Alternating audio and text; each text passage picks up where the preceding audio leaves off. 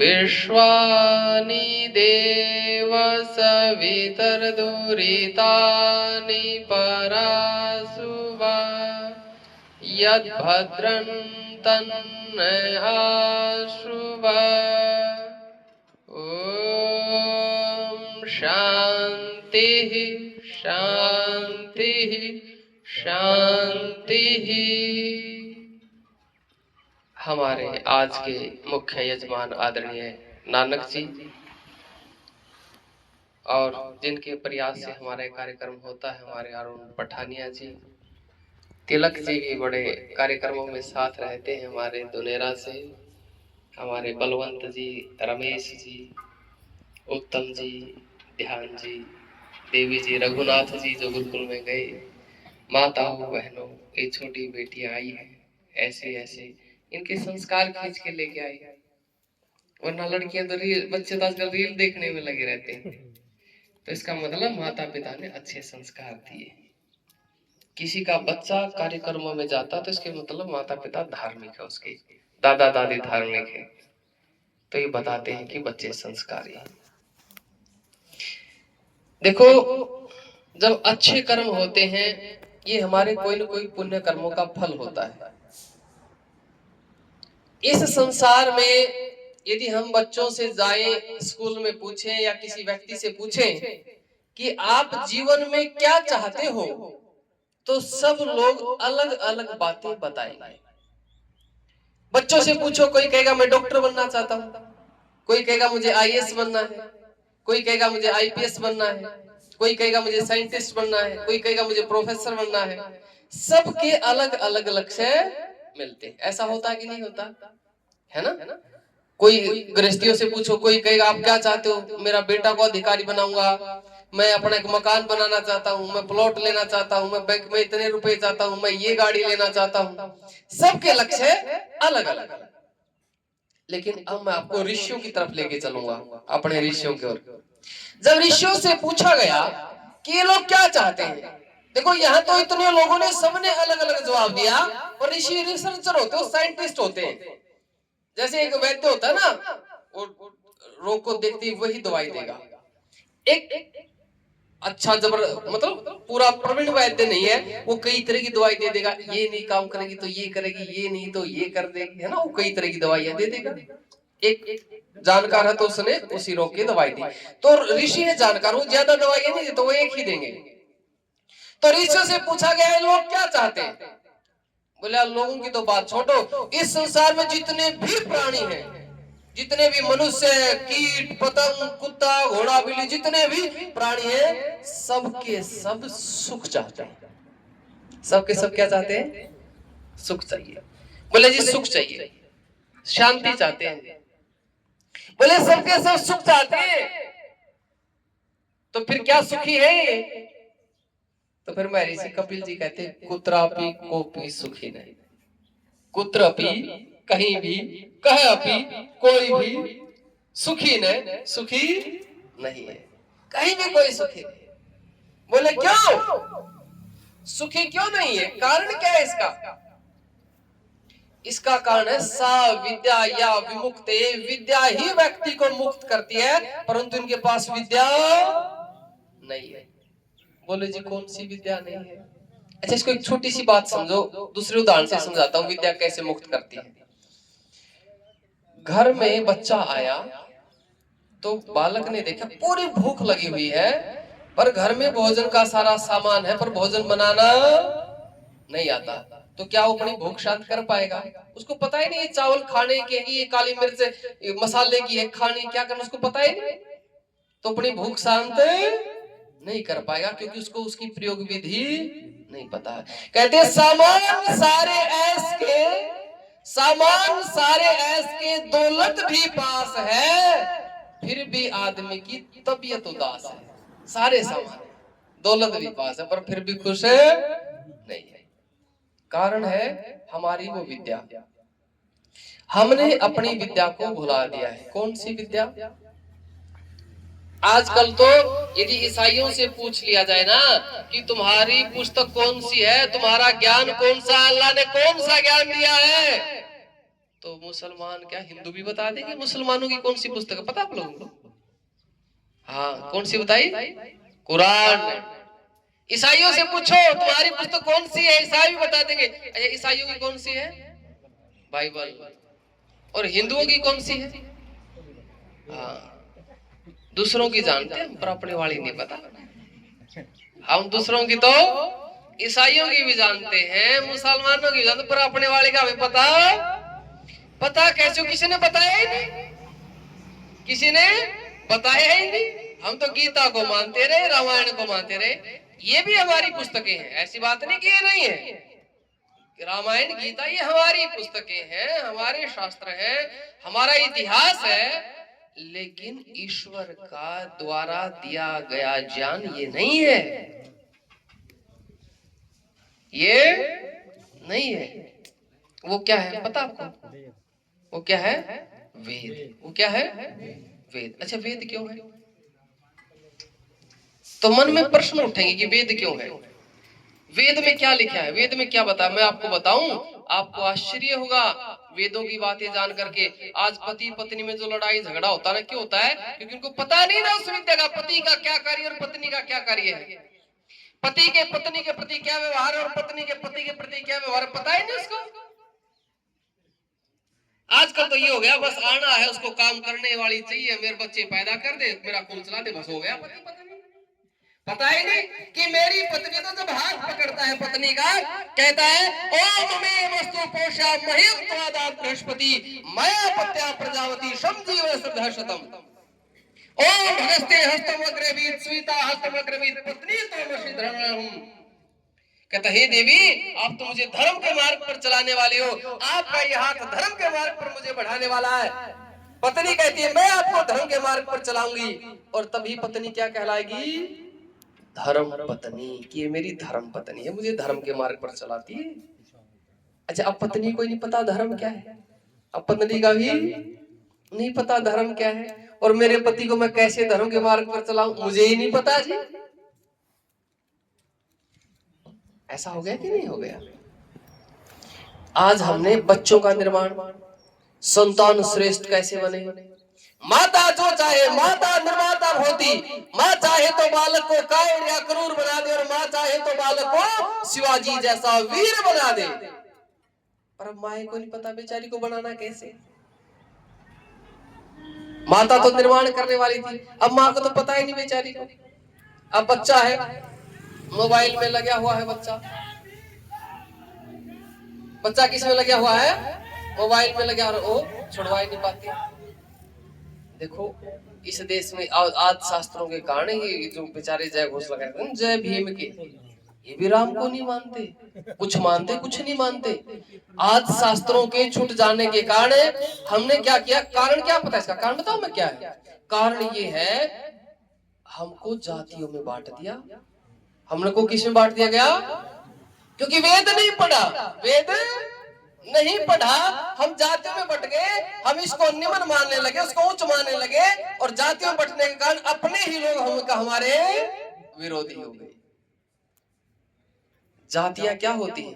मनुष्य जाति होती है, पशु जाति होती है, पक्षी जाति होती है। ये जो दूसरी हमने बना रखी जातियां नहीं होती। जाति तो होती है जो जन्म से मृत्यु पर्यंत वही रहती, बदलती नहीं है। अच्छा, आपका मुझे पता है किसी का, आप मुझे पता है ये मनुष्य जाति है।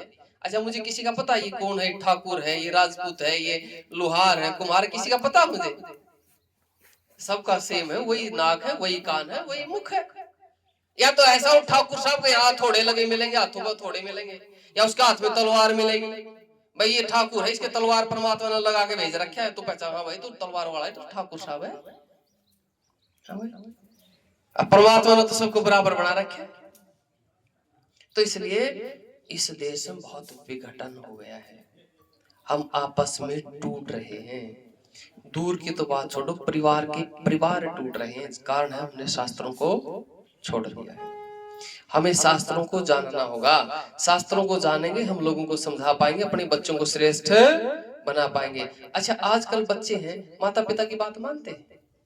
मानते ही, माता पिता बोलते रहते हैं, वो अड़ जाते हैं माता पिता के सामने। क्यों नहीं मानते? क्योंकि हमने बच्चे के निर्माण की प्रक्रिया नहीं पता है कि मेरा बच्चा कैसे आज्ञाकारी बने, मेरा बच्चा कैसे माता पिता की बातों को मानने वाला बने।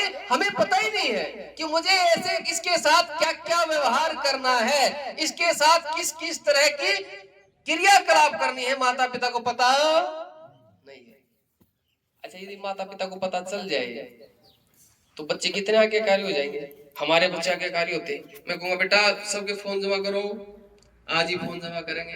मैंने कहा अरे बाल बड़े हो गए हैं, आज सभी मुंडन करवाओ, मोटी चोटी रखो, सब मुंडन करवाएंगे। कोई ये नहीं कहेगा आचार्य जी मैं तो नहीं करवाऊंगा, ऐसा कोई नहीं बोलेगा।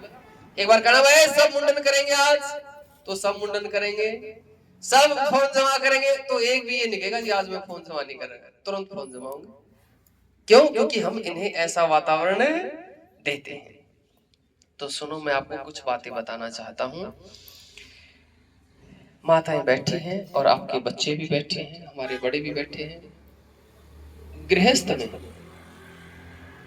बच्चों का जो निर्माण होता है वो गर्भ से होता है। कहां से निर्माण होता है? गर्भ से। जब बच्चा गर्भ में आता है उसी समय से उसका 4 गकार है। कितने गकार है? 4, जहां निर्माण होता है। माँ, बच्चा जब गर्भ में, माँ क्या खाती है, क्या पीती है, क्या देखती है, क्या सुनती है, किन लोगों में रहती है, वो सारा बच्चे के ऊपर प्रभाव जा रहा है। माता मदालसा हुई है हमारे यहाँ, उसका पति बोला कि मैं मेरे बेटे को राजा बनाना चाहता हूँ। वो कहती है मैं मेरे बेटे को सन्यासी बनाना चाहती हूँ। बोला देख लेंगे तेरी चलेगी कि मेरी चलेगी, दोनों में वो ठन जाती है। देखते हैं तू सन्यासी बनाएगी कि मैं राजा बनाऊंगा। अब बच्चा जब गर्भ में आए तो माता मदालसा, हमारे इतिहास में हुई है माता मदालसा। बच्चा गर्भ में आए, वही परमात्मा का ध्यान, वही घर में साधु संतों की चित्र, वही ध्यान की बातें, वही एकदम सात्विक भोजन, एकदम यज्ञ हवन, पूरी प्रक्रिया वही। और बच्चा गर्भ से निकला, गुरुकुल में पढ़ा, पढ़ते सीधा सन्यास। बच्चे हो और वो युवा होते ही सन्यास ले जाए। राजा ने हाथ जोड़ लिए, बोला रानी एक दे दे, अब मैं आ रहा हूं। तब रानी ने वही राजाओं वाला खान पान, वही ठाट बाट, वही राजाओं के चित्र, वैसा ही राजसी भोजन वो किया, तब उसका बेटा राज्य संभालता है। तो पहला गर्भ से। अब गर्भ में बच्चा और माँ, माँ चटपटा खा रही है। अब बच्चे के विचार कौन से? वो भी चटपटे होंगे। गर्भ में बच्चा है और माँ उसके पति से लड़ रही है। बच्चा कैसा होगा? झगड़ालू ही होगा। बच्चा गर्भ में है, माँ दादी से भिड़ रही है, बच्चा कैसा होगा? बड़ों का अपमान करने वाला ही होगा। बच्चा गर्भ में है, माँ कुछ का कुछ देख रही, बच्चे में कैसे संस्कार पड़ेंगे? बुरे संस्कार पड़ेंगे। बात समझ में आई कि नहीं आई? तो पहला निर्माण कहां से हो गया? गर्भ से। गर्भ के बाद फिर आई गोद, कि बच्चा किसकी गोद में आप दे रहे हैं, कौन बच्चे को लिए हुए हैं। बच्चा जब गोद में है तो उसको क्या सिखाया जा रहा है, क्या उसको बताया जा रहा है? तो ये फिर गोद से। ये नहीं कि गोद में लिए। शायद इधर तो लोग बीड़ी नहीं पीते, हरियाणा में बीड़ी पीते, यहाँ बीड़ी नहीं पीते, हुक्का नहीं पीते। यहाँ शायद शराब मीठ का ज्यादा चलता है। हाँ, बीड़ी हुक्का नहीं चलता इधर। उधर वो मीठ का लोगों का कम है, वो लोग मानते हैं गलत है। तो अब जिस गोद में आप ले रही हैं, माँ क्या सुनाई? अब गोद में लेके माँ ऊ कर रही, अरे कोई मंत्र बोल ले, बच्चे के लिए कोई मंत्री बोल दे, ज्यादा नहीं तो गायत्री मंत्र बोल दे। अब गायत्री मंत्र भी नहीं आता बेचारी को। ओम भूर्भुवः स्वः कही, भवः स्वः तत्सवितुर्वरेण्यं भर्गो देवस्य धीमहि धियो यो न प्रचोदयात्। ये तो गलत है। ओम भूर्भुवः स्वः तत्सवितुर्वरेण्यं भर्गो देवस्य धीमहि धियो यो न प्रचोदयात्। ये मंत्र क्या है? गलत है। अब मंत्र भी नहीं आता। अब बच्चा कहां से वो ऐसा बन जाएगा? तो माँ ने, बच्चा गोद में है, मंत्र बोले नहीं है, कुछ सिखाया नहीं है, और गोद में है तो उसको कुछ का कुछ बोल रही है, तो बच्चे पर वही प्रभाव पड़ेगा। तो बच्चा सबकी गोद में नहीं देना चाहिए कि किसी को भी पकड़ा दिया। सबके हाथों में यदि बच्चे का निर्माण करना है तो आप अपनी कीमती चीज सबको हाथ में देते हो। अरे अपनी नई गाड़ी तुम किसी को नहीं देते। एक नई गाड़ी 8-10 लाख की तो होगी वो। नई मोटरसाइकिल हर किसी को थोड़ा ही दोगे, तो कोई ना कोई बहाना बना के टाल दोगे उसको। और बच्चा जिसे तुम्हारा वंश चलना है, जिसे तुम्हारा कुल चलना है, जिसे तुम्हारा नाम चल रहा है उसको किसी को भी पकड़ा रहे हो तो ऐसा होता कि नहीं होता? तो गोद। तीसरे नंबर पर आया गर्भ, गोद, फिर आया घर, गृह। आपके घर में क्या हो रहा है? कई बार लोग कहते हैं जी हमारे बच्चे हमारी बात सुनते नहीं। मैंने कहा ठीक है, तुम्हारी बात नहीं सुनते। बोले जी बच्चे हमारी बात मानते भी नहीं है। मैंने कहा ठीक है, तुम्हारी बात मानते भी नहीं। मैं इस बात को स्वीकार कर सकता हूँ बच्चे तुम्हारी बात मानते नहीं, तुम्हारी बात सुनते नहीं, पर इस बात को मैं कदापि स्वीकार नहीं कर सकता कि जो आपके घर में होता और बच्चे वो देखते नहीं। जो आपके घर में होता है बच्चे वही देखते और वही सीखते हैं। कि मेरे घर में जो कोई अतिथि आता है तो मेरी माँ कितने सम्मान से उसका भोजन बनाती है, मेरे घर में जो मेरे दादा दादी है मेरी माँ उनका कितना आदर सत्कार करती है, मेरे घर में जब किसी का लेन देन होता है मेरे माता पिता उसके साथ कितना सच्चा व्यवहार करते हैं कि झूठा व्यवहार करते हैं। जब मेरी माँ दूध देती है तो उसमें पानी मिलाकर देती है कि जो का त्यों देती है, वो बेईमानी कर रही है कि ईमानदारी कर रही है, सारी चीजें बच्चा देख रहा है और वहीं से वो सीख भी रहा है। जैसा जैसा घर में हो रहा है वैसा वैसा वो देख रहा है और वैसा वैसा वो सीख रहा है। तो इसलिए हमें शुरुआत कहां से करनी पड़ेगी? अपने से। और याद करना ये बच्चे कल को आपको सुख भी दे सकते हैं और कल को दुख भी दे सकते हैं। मुख्य है आप पर कि आपने उसका निर्माण कैसा किया है। अरे एक फसल आदमी लगाता है कितना ध्यान रखता है, एक पौधा आदमी लगाता है कितना ध्यान रखता है। और हमारे घर में ये भी तो एक हमारी फसल ही है। कहते हैं जब ज्यादा बरसात हो जाती है तो फसलें खराब हो जाती है और जब अच्छे संस्कार नहीं दिए जाते तो नस्लें खराब हो जाती है। आज नस्लें खराब हो रही है। अरे फसलों का तो मुआवजा ले लोगे पर इन नस्लों का मुआवजा तुम्हें खुद भरना पड़ेगा, इसका कोई देने वाला नहीं है। इन नस्लों को खराब करने वाले आप स्वयं हैं। तो हमें नस्लों को भी सुधारना और फसलों को भी। तो आपका फिर आया घर। घर में वातावरण बहुत बढ़िया, बच्चों को अच्छे अच्छे संस्कार, अच्छे अच्छे चरित्र की बातें सिखाओ, बेटियों को चरित्र की बातें सिखाओ। अब बेटी को किसी माँ ने बताया नहीं बेटी को चरित्र की बात, बेटी को सिखाना था बेटी किसी प्राय पुरुष की। अच्छा मैं इन बच्चों को लेकर के आया, मैं इनको सिखा कर लेकर आया हूँ, बेटा वहां माताएं बहनें मिलेंगी, नजरें नीचे रखनी है। अरे इनको ये बात में कहीं बाहर ले जाता तो ये बात तो मैंने इनको पहले बता रखी है, लेकिन जब जब लेके जाऊंगा हर बार बताऊंगा।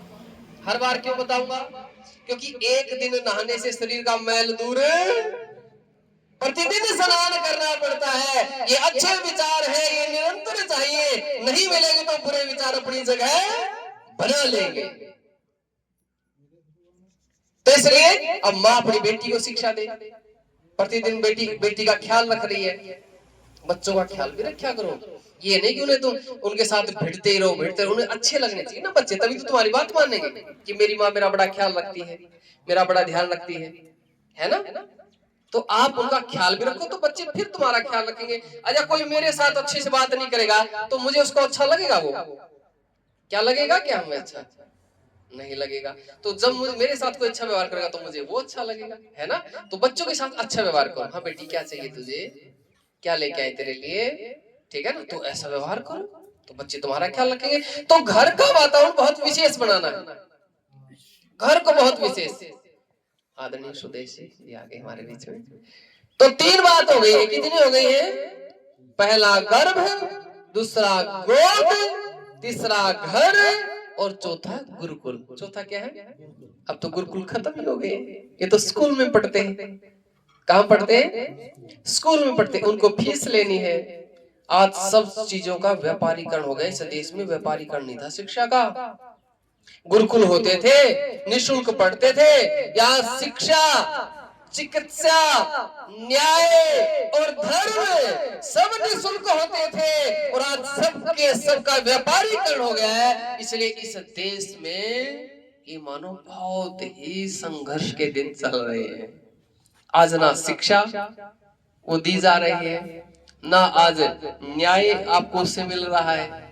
आदमी को कोई गड़बड़ हो जाए तो लगता है भाई सभी लूट पिट जाएंगे, वकीलों में सब कुछ ही चला जाएगा। न्याय आपको निःशुल्क होता था, शिक्षा आपको निःशुल्क होती थी, धर्म की शिक्षा दी जाती थी। आजकल ये चीज दी ही नहीं जा रही। ना चिकित्सा पर इतना भारी खर्च आ जाता है, आदमी को मुश्किल हो जाता है। तो आपने गुरुकुल के बच्चों को भेजना, पर भाई गुरुकुल तो है नहीं जी, अब कुछ दूसरा उपाय बता दो।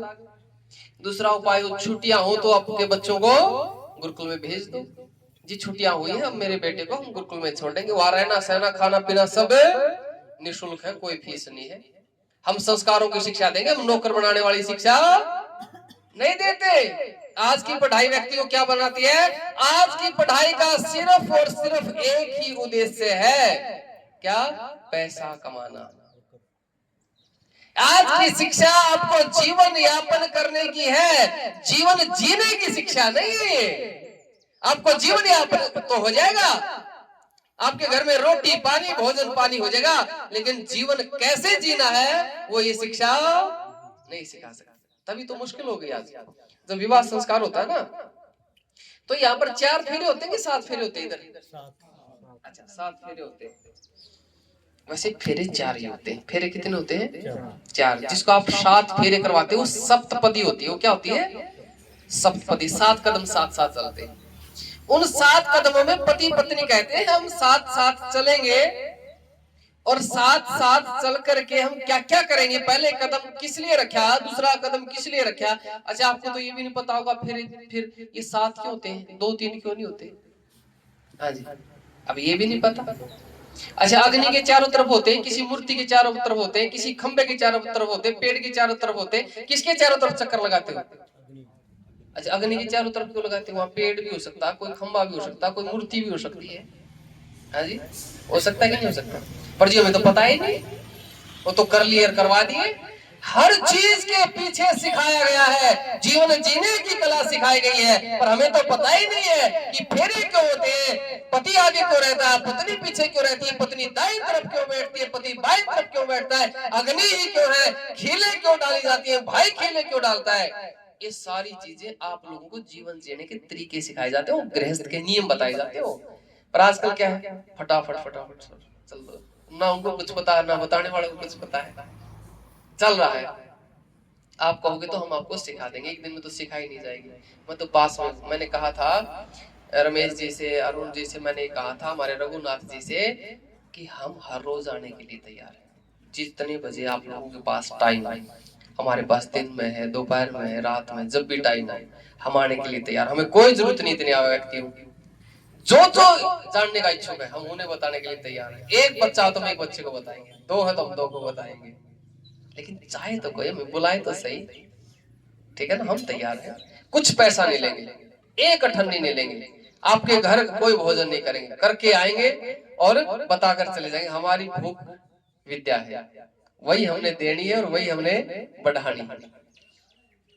तो जो मैंने कहा चौथी चीज गुरुकुल, आज गुरुकुल भी नहीं रहे, नाम भी नहीं सुना होगा बच्चों ने। गुरुकुल कैसे? गुरु का कुल, जहाँ आचार्य और विद्यार्थी दोनों साथ रहते हैं, साथ खाते हैं, साथ पीते हैं, साथ बैठते हैं, साथ सोते हैं, साथ उठते हैं। बेडरूम नहीं होते आचार्य और विद्यार्थी के, आजकल तो बेडरूम हो गए। बेड में पूरा होता है ना, बेडरूम हो गए, सबके बेडरूम अलग अलग। गुरुकुल में कोई बेडरूम नहीं है, एक साथ रहेंगे। हर क्रिया पर आचार्य की क्रिया पर बच्चों का ध्यान होगा, और बच्चों की हर क्रिया पर आचार्य का ध्यान होगा, ताकि आचार्य के आचरण से विद्यार्थी सीखे, और विद्यार्थियों के आचरण में कोई दोष दिखता है तो आचार्य उन्हें सिखाए। ये होता गुरुकुल। आजकल क्या हो गया, हॉस्टलों में भी सबके अलग अलग रूम हो गए हैं। ये हमारे उसका प्रधानाचार्य का ये अलग कक्ष है, दिखावट, बड़ी बड़ी कुर्सियां, बड़े बड़े, हमारी कोई दिखावट नहीं। मैंने कहा भाई हमारे सामान्य, हम तो धरातल वाले आते हैं, हम आसमान वाले नहीं। अभी आऊं तो ये थोड़े कपड़े डाल आऊं, नहीं वहां ऐसे ही रहता हूँ, कोई ज्यादा बनियान है यहाँ से वो, कोई बात नहीं। तो इसलिए बच्चों को यदि आपने संभाल लिया, और बच्चों को संभालोगे तब जब तुमने खुद उन चीजों को सीखोगे। और सुनो, अच्छा ये बताओ, आप किसी दुकान पर गए, ध्यान से सुना मेरी बात, अब ज्यादा टाइम नहीं लगाएंगे, थोड़ा टाइम और लगाएंगे, क्योंकि एक दिन में ज्यादा खुराक नहीं देनी चाहिए ना। अच्छा मान लीजिए रसगुल्ले बहुत पसंद है आपको, खाओ जी खाओ जी खाओ, उसकी भी तो एक लिमिट ही है। अब ये थोड़ा ही पूरे बांटते रहेंगे, बैठे रहेंगे, तुम्हें देते रहेंगे। थोड़ी सी बात बताता हूँ। आप एक दुकान पर गए बाजार में और आपने कहा मुझे कोई सामान दे, कोई सामान खरीदने के लिए गए और दुकानदार कहता जी मेरे पास एक तो सामान वो है जिसकी गारंटी वारंटी है और एक सामान है जिसकी कोई गारंटी वारंटी नहीं है। अच्छा ये बताओ, एक कहता है जी जो कंपनी अपने सामान की गारंटी वारंटी देती है, तो बेटा ये बताओ कंपनी असली है कि नकली है? असली है।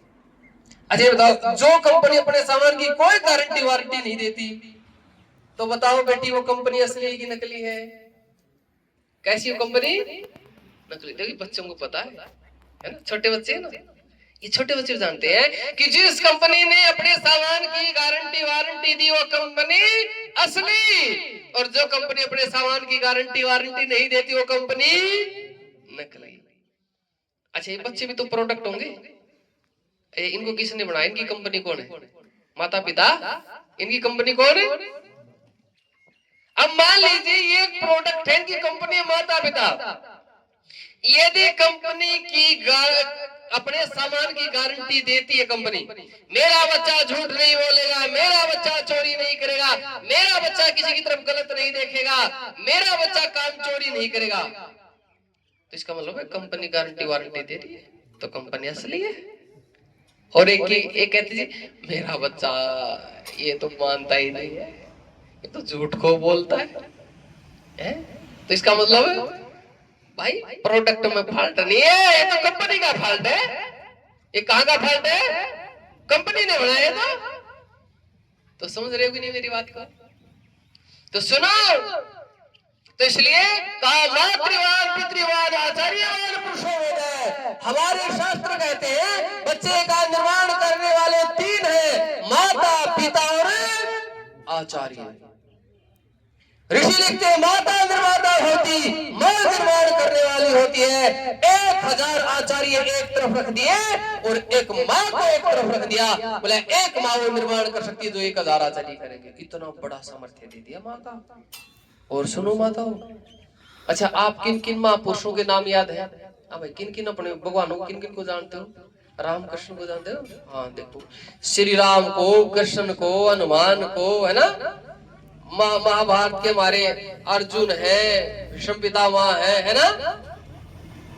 इस संसार के जितने महापुरुष आपको देखने को मिलेंगे, जो महापुरुष हैं उन महापुरुषों को उनकी माँ के नाम से, पिता के नाम से नहीं जाना जाता। किसके नाम से जाना जाता है? माँ के नाम से। माँ ने निर्माण किया। ये गंगा पुत्र भीष्म है, ये कुंती पुत्र अर्जुन है, ये कौशल्या पुत्र राम है, ये देवकी नंदन है, ये अंजलि पुत्र हनुमान है। माओ के नाम से जाना है, माओ ने निर्माण किया। इसलिए ऋषियों ने स्त्री का स्थान बहुत ऊंचा बताया। ये कहा जिस घर में नारी का सम्मान नहीं होता, जिस घर में नारी दुखी रहती है, वहां सर्वस्व नाश हो जाता है। नाश क्यों हो जाता है? क्योंकि निर्माण करने वाली माँ है। अब मान लीजिए जो कारीगर है, जो बनाने वाला मिस्त्री है, वही टेंशन में हो तो मकान बढ़िया बनाएगा, औजार बढ़िया बनाएगा, खराब बनाएगा, बिगाड़ करेगा। तो अब माँ निर्माण करने वाली है, माँ टेंशन में है, कोई उसको किसी की टेंशन है, कोई किसी की टेंशन में भिड़ रही है बेचारी, वो तो खुश रहनी चाहिए, प्रसन्न रहनी चाहिए। और देखो ऋषियों ने कहा है जहां नारियों की पूजा होती है ना, वहां देवताओं का वास होता है। यत्र नारीस्तु पूजन्ते रमन्ते तत्र देवता है। और आपको बता देता हूं मैं, आपने शिवाजी सुने? शिवाजी, छत्रपति शिवाजी, उसकी माता जी का बचपन, जब उसकी माँ थी तो क्या हुआ, कुछ मुगलों ने उसकी माँ का अपमान कर दिया। अपने पति के पास गई, बोले मेरा अपमान किया, मेरा बदला ले। उसका पति बोले बड़े क्रूर लोग हैं, बड़े शक्तिशाली हैं, जो हो गया उसे भूल जाओ, ये हमें छोड़ेंगे नहीं, और मैं इतना सामर्थ्यशाली नहीं हूं कि आपका बदला ले लूं। तो वो कहती है सुन, यदि तुझमें सामर्थ्य नहीं है ना मेरा बदला लेने का, मत ले, पर मेरी कोख से पैदा करूंगी और वो बदला लेगा मेरा। अपनी कोख से पैदा किया। जब छोटा सा था ना, उसको डराती नहीं थी बेटा पापा आ जाएगा। उसे कहती थी शिवाजी वो किला दिखता है, तुझे उस किले को जीतना बेटा। वीरता के संस्कार भरे, और उस शिवाजी ने बड़े होकर के मुगलों की ईंट से ईंट बजा दी, मंदिर निर्माण किया था उसका। तो ये माता का सामर्थ्य होता है। एक और, आप आज हमारा देश क्या नाम बोलते हैं? हमारे देश का क्या नाम है? भारत। किसके नाम पे पड़ा पता है ये नाम? राजा भरत के नाम पर। अच्छा, राजा भरत किनका पुत्र था ये पता है? हाँ, ये तो सही बता दिया आपने, शकुंतला का। और उसके भरत के पिता का नाम क्या था? दुष्यंत। शकुंतला और दुष्यंत का पुत्र था भरत। क्या हुआ? शकुंतला का और दुष्यंत का गांधर्व विवाह होता है। राजा दुष्यंत राज्य संभालता है, शकुंतला अलग रहती है और अपने बच्चे का पालन पोषण करती है। लड़के का नाम उसका भरत नहीं था, लड़के का नाम पता क्या था उसका? लड़के का नाम था सरवदमन। क्या नाम था उसका? सरवदमन। बच्चा बड़ा हो गया, सरवदमन बड़ा हो गया, राज्य में लेके गई, राजसभा लगी हुई, राजा दरबार लगा, राजा गद्दी पे बैठा, कहती राजन ये तेरा पुत्र है, इसको राज्य से मिलवाओ, ये योग्य है इतना। राजा कहता अरे मैं नहीं जानता तुम्हें कौन हो। अब सालों बाद बेटा जवान हो गया, दोबारा मिले नहीं, पहचानने से इनकार कर दिया। किसी का पति उसको पहचानने से इनकार कर दे, आज की नारियों पर क्या बीते। और जवान लड़का साथ में हो तो जीवन ही समाप्त कर ले। और वो तो ऋषियों की विद्या से, वेद शास्त्रों की पढ़ी हुई थी। वो कहती राजन तुम मेरे बेटे को स्वीकार करो या ना करो, लेकिन मैंने मेरे बेटे को इतना योग्य बनाया है कि प्रजा का भरण और पोषण मेरा बेटा ही करेगा। और फिर सभासदों से आवाज आती है भरत भरत भरत, और ये इस देश का नाम भी भारत हो जाता है। तो माताओं ये सामर्थ्य आप में है, लेकिन ये सामर्थ्य तब आएगा जब आप ऋषियों की बातें जानोगी, शास्त्रों की बातें जानोगी, अन्यथा ये सामर्थ्य आने वाला नहीं है। हमें पता ही नहीं धर्म क्या है, हमें पता ही नहीं अधर्म क्या है, हमें पता नहीं हम जीवन कैसा जी रहे हैं। इस संसार में दो योनियां होती है। कितनी योनि होती है? दो। एक योनि है कर्म योनि, एक योनि है भोग योनि। एक योनि कौन सी बताई? कर्म योनि। एक योनि भोग योनि। एक योनि ऐसी है जो भोगते हैं, उनका पाप पुण्य उन्हें नहीं लगता। गाय, कुत्ता, घोड़ा, बिल्ली, खच्चर, गधा, मच्छर, ये सब भोग योनियां। ये सब क्या है? इन्हें कोई पाप पुण्य, यदि कौवा किसी चिड़िया के बच्चे को मार रहा तो उसे कोई पाप नहीं लग रहा, कुत्ता किसी की रक्षा कर रहा तो उसे कोई पुण्य नहीं। ये भोग योनियां। मनुष्य है कर्म योनि। मनुष्य क्या है? इसे हर चीज का पुण्य मिलेगा और हर चीज का इसको, गलत चीज का हर चीज का पाप लगेगा और अच्छी हर चीज का इसको पुण्य लगेगा। अच्छा ये बताओ, क्या आपको लगता है कि हम कर्म योनि में? ऐसा नहीं लगता कि हम भी भोग योनि में? अच्छा भोग योनि वाले क्या करते हैं? खाना खाते, घर घोंसला बनाते, बच्चे पैदा करते, मर जाते। अच्छा हम क्या कर रहे हैं? वो भी कोई ऐसा पुण्य काम नहीं करते, कोई धर्म कर्म नहीं करते। अच्छा हम क्या करते हैं? खाना खाते, घर बनाते, है ना, बच्चे पैदा करते, मर जाते। हम तो भोग योनि भोग रहे हैं, कर्म योनि तो भोग ही नहीं रहे हैं। संसार की सर्वश्रेष्ठ योनि मिली मनुष्य योनि, और इसको भी हमने क्या बना दिया? भोग योनि। अंतिम बात कहकर वाणी को विराम दूंगा, ठीक है ना जी? आज के लिए इतना ही पर्याप्त है। हमने कैसा बना दिया इसको? भोग योनि बना दिया, कोई कर्म नहीं। कैसे? एक बार एक राजा जंगल में घूमने के लिए गया, और जब राजा जंगल में घूमने के लिए गया तो उसने एक लकड़हारा मिला, और लकड़हारे से पूछा भाई जीवन कैसा चल रहा है? तो उसने कहा राजन मेरा जीवन अच्छा नहीं चला, मैं तो बड़ा परेशान हूँ, बड़ा दुखी हूँ। बोले अरे मेरे राज्य में और दुखी?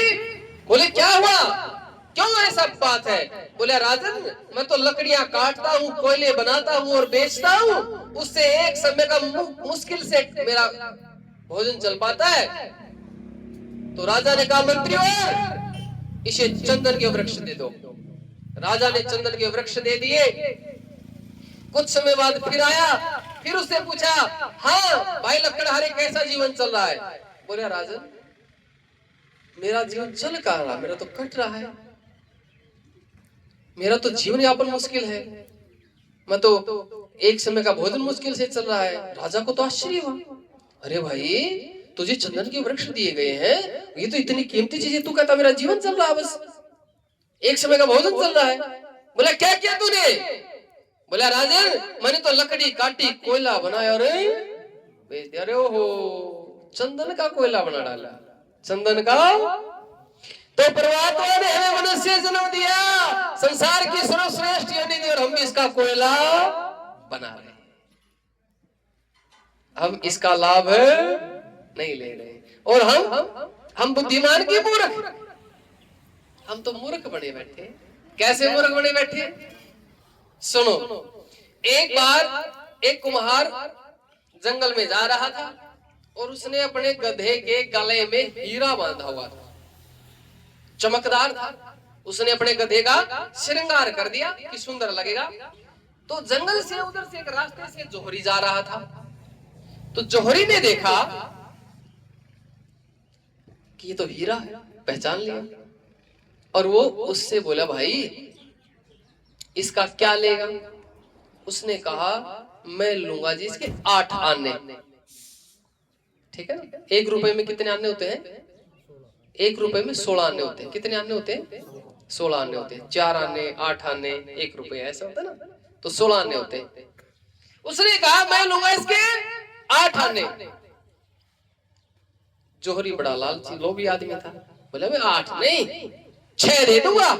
बोला जब 8 मांगे तो 6 में तो दे ही देगा ये। बोला ना जी। बोला देख ले। बोला नहीं, सोचा थोड़ी दूर जाऊंगा फिर आ जाएगा, कौन इसे करने वाला है। वो थोड़ा आगे चलेगा। जोहरी ने सोचा अरे कोई बात नहीं, अब वापिस आकर 8 में ले ले। वो थोड़ा आगे जाग गया, फिर वापिस लौट करके आता, और फिर वो कहता देखा तो गले में हीरा ही नहीं। उसने कुम्हार से पूछा भाई वो हीरा? बोला जी एक व्यक्ति आया था और 1 रुपए में ले गया, 16 आने में ले गया।